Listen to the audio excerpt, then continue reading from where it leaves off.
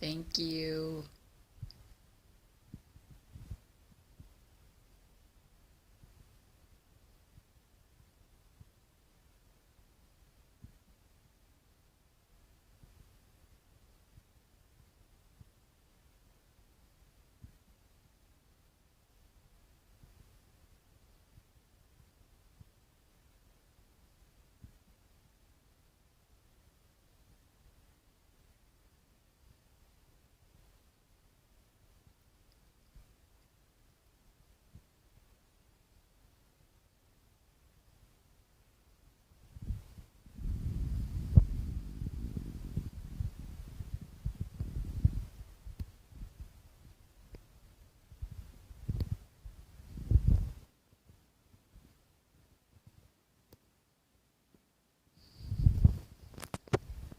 That was awesome. Thank you so much.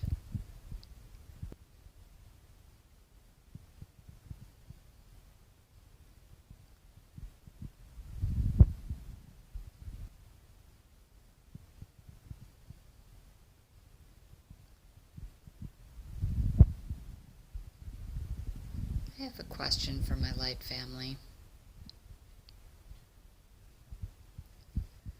I was outside in front of my house this evening talking to my neighbor.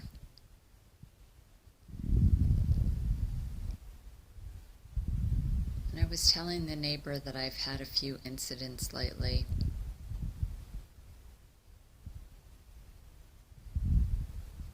Of doing something and then realizing it hasn't been done. So, for instance, right, I had picked up my cat's water bowl, cleaned it out, filled it up with fresh water, put it back, and then I walk into the kitchen and the water bowl is still at the kitchen sink. And I was like, I just washed it, filled it, and set it down for the cat. What's it doing back on the sink? And when I was telling her, at the same time, we both got full body chills. It was like confirmation. It was like I jumped a timeline.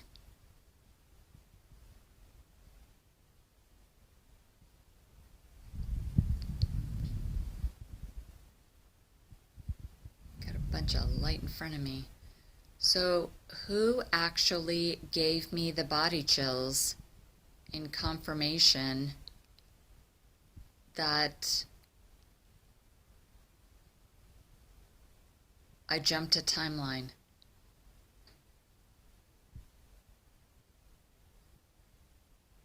Who acknowledged that conversation? Can you visually show me?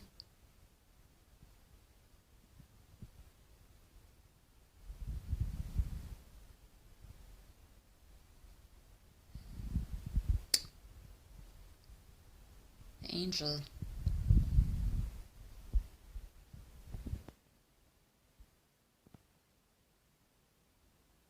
Yep. Okay.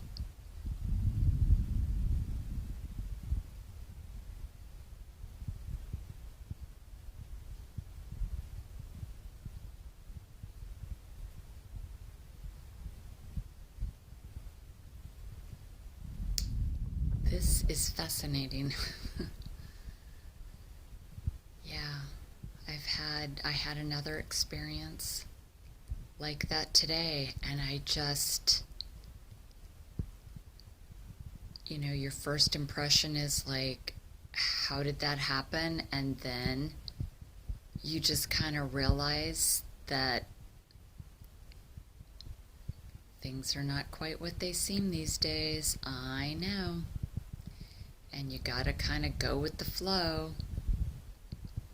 Look at all the confirmation in the room. Now my throat's bothering me. My throat's being affected.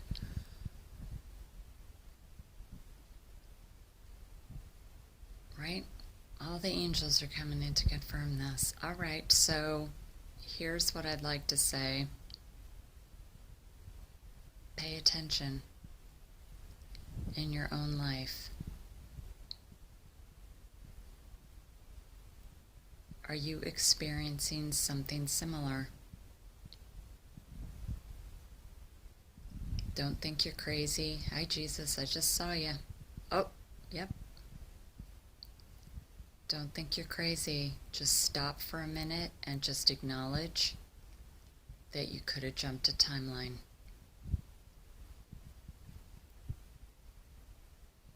Because the light just came forward to confirm that that was indeed my experience.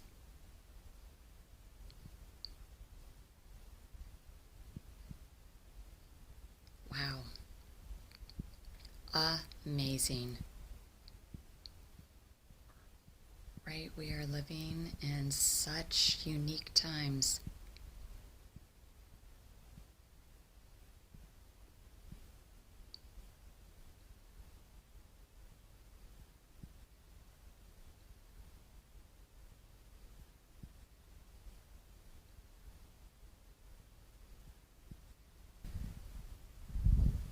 Coming up here a little bit because I've got light higher above me.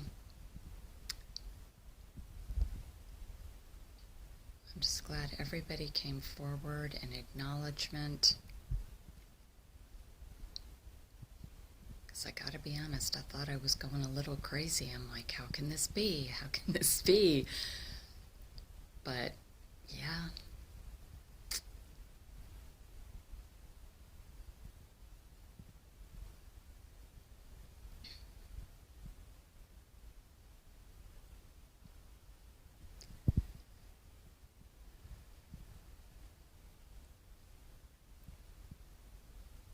Thank you. I so appreciate your presence.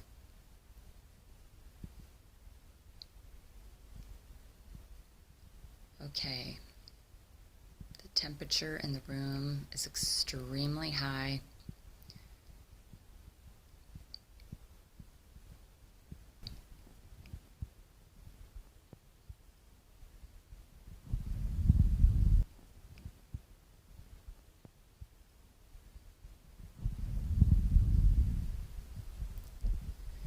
Okay, so before I turn my camera off and retire for the evening, would anyone else like to come forward?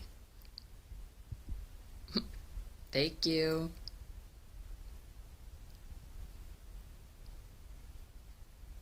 And you know, I have to say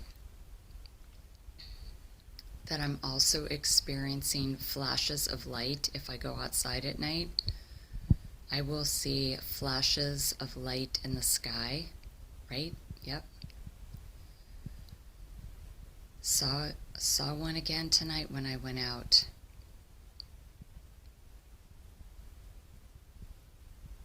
Just this flash of white light. Yeah. Oh my gosh, this is fun.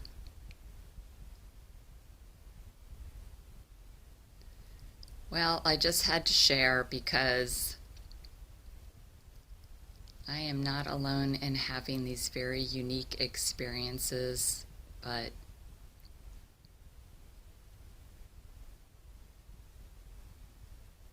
the more you share, the more the circle expands for people to join in on similar experiences.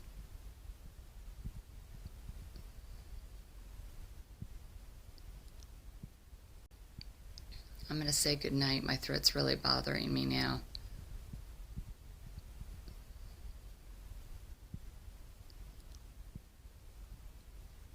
Okay, I saw ya.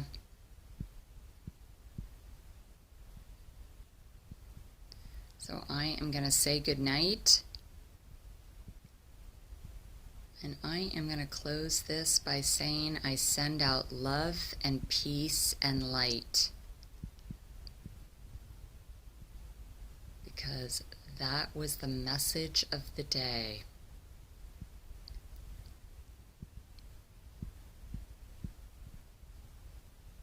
All right. It's a wrap.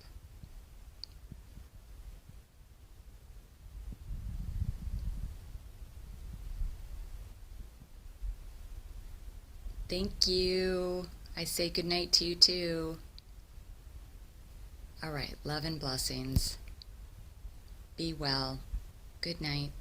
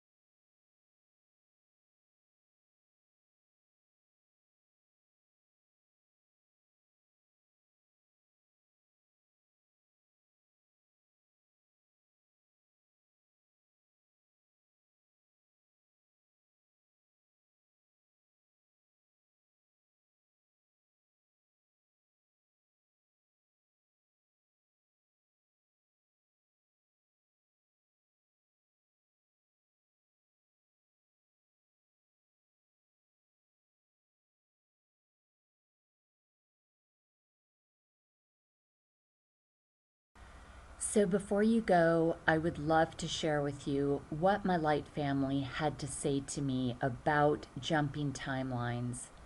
They had provided a visual confirmation that this has been my experience, but what did they want to say to me through an oracle card?